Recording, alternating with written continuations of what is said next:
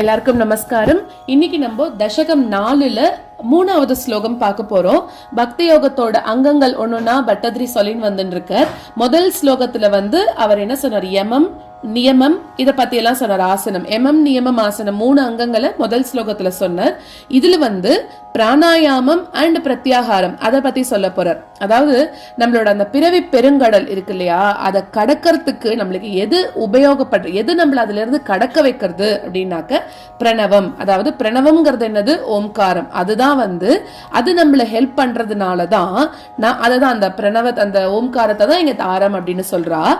அதுதான் என்ன பண்றதுன்னா நம்மள அந்த பிறவி பெருங்கடலை கடக்க வைக்கிறது அப்படின்றா. எப்படி அது கடக்க வைக்கும், அந்த பிரணவத்தை எப்பவுமே நம்ம மனசால நினைச்சுட்டே இருக்கணுமா. அப்படி நினைச்சுட்டு இப்ப இந்த யோகம் பண்றவாள்லாம் பிராணாயாமம் பண்றா இல்லையா, அப்படி பண்ணும்போது அந்த ஓம் அப்படின்னு சொல்லக்கூடிய அந்த சப்தத்தை என்ன பண்ணணும்னா மனசால நினைச்சுட்டே அந்த பிராணவாயுவை அடக்கி அந்த பிராணாயாமம் பண்ணணும் அப்படின்னு சொல்றான். இப்படி பண்றதுனால என்ன ஆகுறதுன்னா இன்னும் நிர்மலமா ஆயிடுறோமா. போன ஸ்லோகத்திலே சொன்ன அந்த 3 அங்கங்களை கடைபிடிக்கிறதுனால பவித்திரமானவாளா ஆயிடுறோங்கிறான். மேற்கொண்டு இதெல்லாம் பண்ண நம்மளோட மனசும் நம்மளோட உடம்பும் எப்படி ஆயிடுறதுன்னா இன்னும் நிர்மலமா ஆயிடுறதாம். அது பிராணாயாமம்.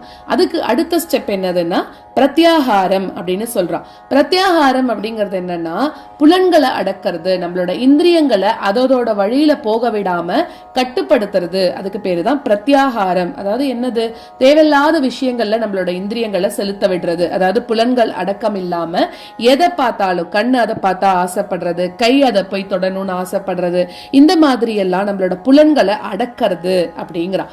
இந்த மாதிரி பிராணாயாமம் முடிச்சு பிரத்யாகாரம் முடிச்சு உன்னோட உபாசனையிலேயே உன்னோட தியானத்திலேயே நாங்க அமர்ந்து உன்னை தியானிக்கிறதுக்கான முயற்சியை நாங்க தொடங்கணும், அந்த முயற்சியை நாங்க பண்ணணும் அப்படின்னு சொல்லி 3வது ஸ்லோகத்துல சொல்ற. சோ யமம் நியமம், அதுக்கப்புறமா யமம் நியமம் ஆசனம் பிராணாயாமம் பிரத்யாகாரம், இந்த 5 அங்கங்களை 2வது ஸ்லோகத்திலையும் 3வது ஸ்லோகத்திலையும் சொல்லியிருக்கார். அடுத்து இருக்கிறது அடுத்தடுத்த ஸ்லோகத்துல சொல்லுவார். இப்போ நம்ம இந்த ஸ்லோகத்தை பார்க்கலாம். தாரமந்தர் அனுசிந்திய சந்ததம் பிராணவாயும் அபியம்ய நிர்மலாஹ இந்திரியாணி விஷயாத் அதாபஹ்ருத்ய ஆஸ்மஹே பவதுபாசனோன்முகாஹ. தாரமந்தரனுசிந்த்ய சந்ததம் தாரமந்தரனுசிந்த்ய சந்ததம் பிராணவாயுமபியம்ய நிர்மலாஹ பிராணவாயுமபியம்ய நிர்மலாஹ இந்திரியாணி விஷயாததாபஹ்ருத்ய இந்திரியாணி விஷயாததாபஹ்ருத்ய ஆஸ்மஹே பவதுபாசனோன்முகாஹ ஆஸ்மஹே பவதுபாசனோன்முகாஹ. தாரமந்தரனுசிந்த்ய சந்ததம் பிராணவாயுமபியம்ய நிர்மலாஹ இந்திரியாணி விஷயாததாபஹ்ருத்ய ஆஸ்மஹே பவதுபாசனோன்முகாஹ.